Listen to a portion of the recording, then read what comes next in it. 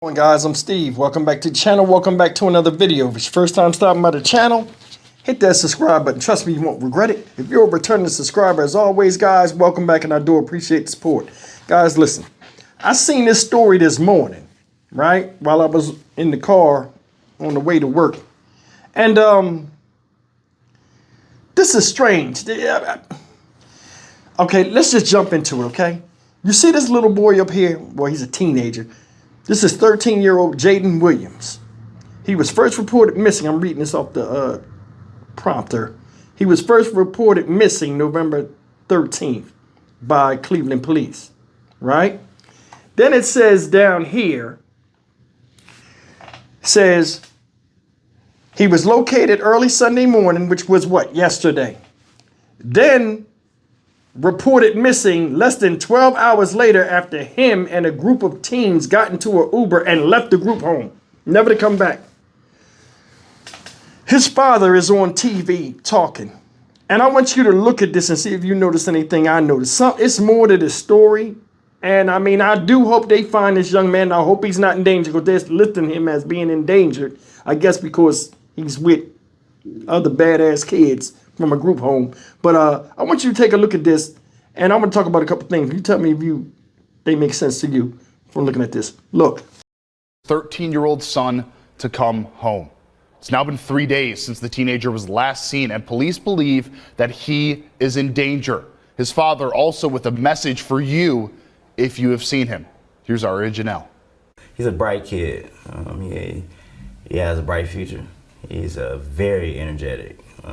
He loves to play sports. He loves to draw. Richard Grayson tells me that he learned his son, Jaden Williams, was missing in the most horrifying way. I was at work, and like 20, 30 people just started inboxing me out of Facebook. Like, Richard, your son's on the news. Grayson says his son has been living in a group home. According to police, Jaden was last seen on Wednesday around noon near here on East 174th Street. Police believe he got into an Uber, but they don't know where he was headed. Grayson tells me his son wasn't hanging around with the right crowd. They ran away. They hopped in the Uber and left, and he's not seen yet. And we already over 24 hours. And again, like, there's no answers. There's nobody coming out with nothing. Our team did reach out to Uber to see if they were helping find Jaden. They sent us this statement saying, quote, "We have spoken with law enforcement and are standing by to support their investigation however we can." As Grayson waits for news, he's asking you to call police if you know where his son might be. And to Jaden, his father has one message. I don't care what you did in life from leading up to now. That's behind us. Just come home. We'll work it out from there. On the east side of Cleveland, I'm Aria Janelle, 19 News. Guys, you just seen that story, right? And before I even go into that video, I was fishing while y'all was looking at that. And I just found this article that just dropped now. And it says, this is the title of it. Dad, quote, "My 13-year-old son is a Kia boy, and I need help trying to bring him home." And then it says, the article reads, "The parent of a missing 13-year-old told News 5 his son is one of the destructive Kia boys, and he's been asking for help trying to set his son back on the right path. For nearly the past week, Richard Golden has been looking for his son, 13-year-old Jaden Williams. In June, court paperwork shows police arrest the teen for stealing a Kia. Golden believes his son is tied to more Kia and Hyundai thefts, but also believes it's not too late to turn it all around. Come home, Golden said. We miss you. I know your mother misses you. We want you to see you back on track and doing the right things. Last Wednesday, Cleveland police declared Williams an endangered and missing teenager after he left the group home. Over the weekend, Cleveland police issued another missing person report for the 13-year-old, saying he was located on Sunday but went missing less than 12 hours later after being taken back to Jane Edna Hunter Social Services. Police told News 5 that Williams was located after they received a call for this is the first time, for the people allegedly breaking into vehicles but then could not confirm he was one of the ones breaking into any cars. This is not the way, Father Richard Golden said. This is not it. Being a kid boy, being a gang member is not the way. For years, News 5 reported on the rise of stolen kids and Hyundais in the area.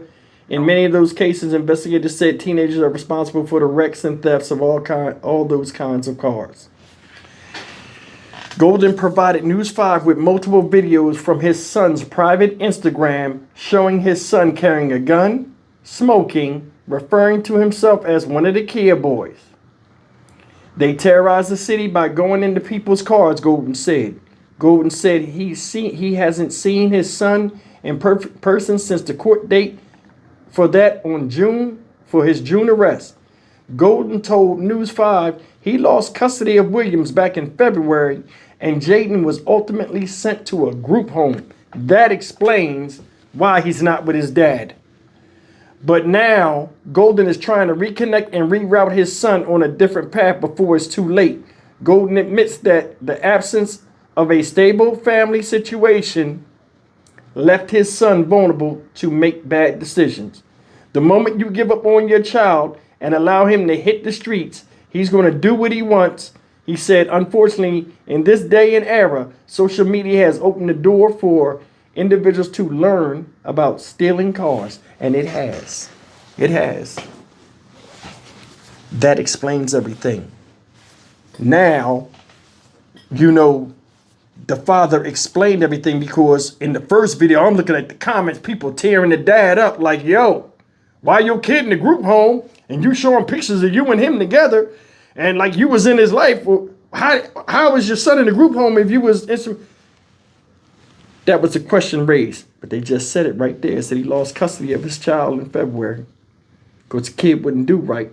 And I feel him, because I had a son that was like that. Not that extreme, but just cutting up in school and stuff like that, all because he wanted to go back to New Jersey. So I sent them back.